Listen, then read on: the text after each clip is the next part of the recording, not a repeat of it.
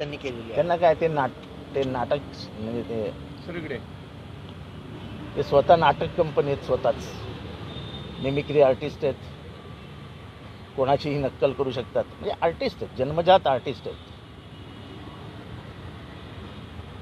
आता स्वतःचा पक्ष वाढवायचा सोडून दुसऱ्याच्या पक्षात काय चालू आहे हे कशाला बघताय?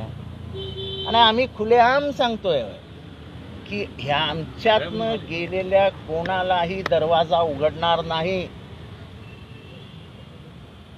आमचे सगळे दरवाजे आम्ही बंद करून टाकले.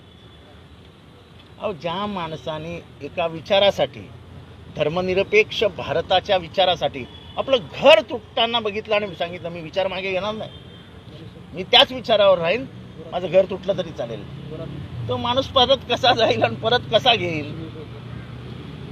त्यांची दररोजची विधानं बघताय ना शरद पवारांची.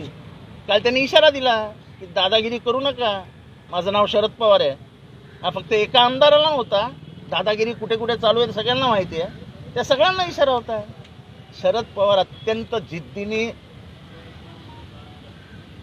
महाराष्ट्र जिंकायचा या हेतूने बाहेर पडले. राज ठाकरेंनी आपला पक्ष बघावा, मोळी बांधली आहे का चोळी बांधली आहे, आपल्या पक्षापुरतं मर्यादित राहावं. शरद पवारांची उंची आणि राज ठाकरे